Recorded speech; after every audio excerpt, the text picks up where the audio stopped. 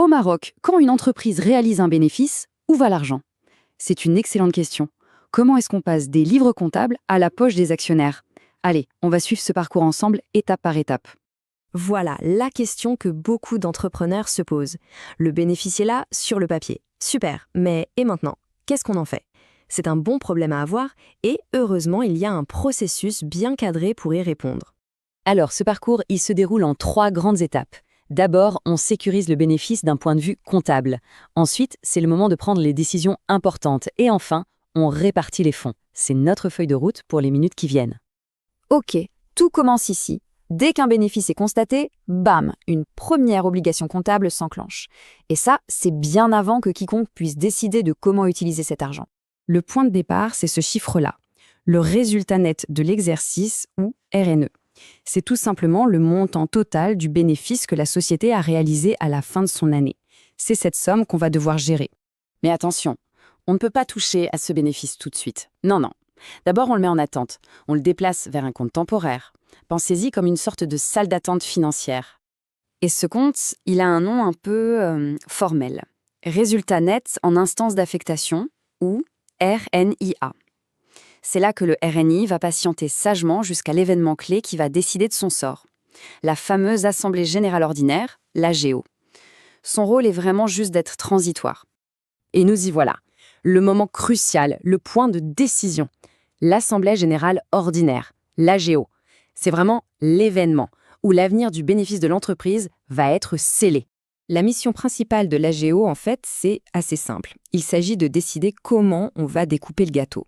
Ce gâteau, c'est le fameux bénéfice net à répartir. C'est vraiment à ce moment que la stratégie de l'entreprise prend une forme très concrète. Le choix fondamental qui se pose à ce moment-là, c'est de diviser ce bénéfice en 2 grandes catégories. D'un côté, la partie qu'on appelle non distribuable, celle qui doit absolument rester dans l'entreprise. Et de l'autre, la partie distribuable, celle qui peut être versée aux actionnaires. Allez, concentrons-nous d'abord sur cette première part, la part non distribuable. Ce sont les fonds qui, soit par obligation légale, soit par pur choix stratégique, doivent rester au sein de la société. Alors, première chose, il y a une obligation à laquelle on ne peut pas échapper, la réserve légale. La loi marocaine est très claire là-dessus. Elle impose de mettre de côté au moins 5% du bénéfice net chaque année. Pour une SARL, par exemple, cette obligation s'arrête une fois que ce fonds atteint 20% du capital social. C'est un peu un filet de sécurité imposé par la loi, tout simplement. Ensuite, on a ce qu'on appelle la réserve facultative. Et là, comme son nom l'indique, c'est un choix, c'est purement stratégique. Les actionnaires peuvent décider, pendant la GO, de garder une partie supplémentaire du bénéfice. Pourquoi? Pour financer des projets futurs ou juste pour se constituer un petit coussin de sécurité financier. Bon, passons maintenant à la partie qui, on ne va pas se mentir, est la plus attendue par les investisseurs, le bénéfice distribuable. C'est cette portion du profit qui peut enfin être versée sous forme de dividende. La première forme de récompense, c'est l'intérêt statutaire. On l'appelle aussi le premier dividende. Son calcul est assez direct. On applique un taux qui est défini dans les statuts de la société au capital qui a déjà été versé par les actionnaires. C'est une manière de les remercier pour leur investissement de départ. Et puis, il y a le super dividende. Ça, c'est un peu le bonus. C'est un dividende additionnel qui est distribué à tous les actionnaires. Son montant, lui, n'est pas fixe. Il est voté en AGO et il reflète bien sûr la performance de l'entreprise et ses perspectives d'avenir. Ok, à cette théorie. Voyons comment tout ça s'applique dans un cas concret. On va prendre l'exemple de la société Diakité et Mimoun pour voir un peu les chiffres en action. Alors voilà le tableau de répartition pour Diakité et Mimoun. L'entreprise part d'un bénéfice de 400 000 dirhams. De ce montant, on retire d'abord la réserve légale obligatoire, ici 20 000 dirhams.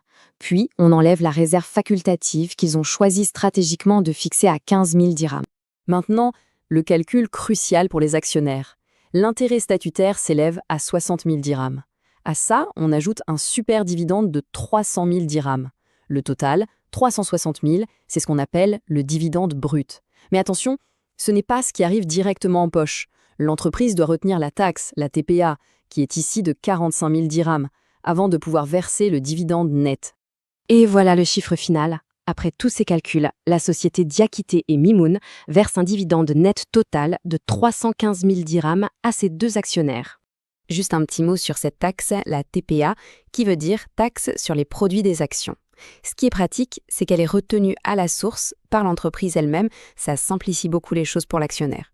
Le taux qu'on voit dans cet exemple pour 2025 est de 12,5%, mais il faut savoir qu'il est prévu qu'il baisse progressivement pour atteindre 10% en 2027. Pour que tout soit bien officiel, il faut cette écriture comptable. Datée du 30 avril 2025, elle vient enregistrer noir sur blanc dans les livres toutes les décisions qui ont été prises en AGO. C'est cette étape qui rend l'affectation du bénéfice légale et conforme à la réglementation. Le processus se termine avec ce document officiel, l'État C2. C'est un tableau standardisé qui résume tout, d'où viennent les 400 000 dirhams de bénéfices et comment, précisément, ils ont été affectés. C'est en quelque sorte le rapport final qui vient clore l'exercice. Finalement, on est parti d'un simple chiffre, le profit, pour arriver à un plan de répartition super détaillé entre les réserves, les impôts et les dividendes. Chaque dirham a maintenant une destination, une raison d'être claire et justifiée. En fait, la manière dont un bénéfice est réparti, ça en dit long sur les véritables priorités d'une entreprise. Est-ce qu'on privilégie la prudence, l'investissement pour l'avenir, ou la récompense immédiate des actionnaires? Ça amène à une question de fond. Pour une entreprise donnée, quelles devraient être les bonnes priorités?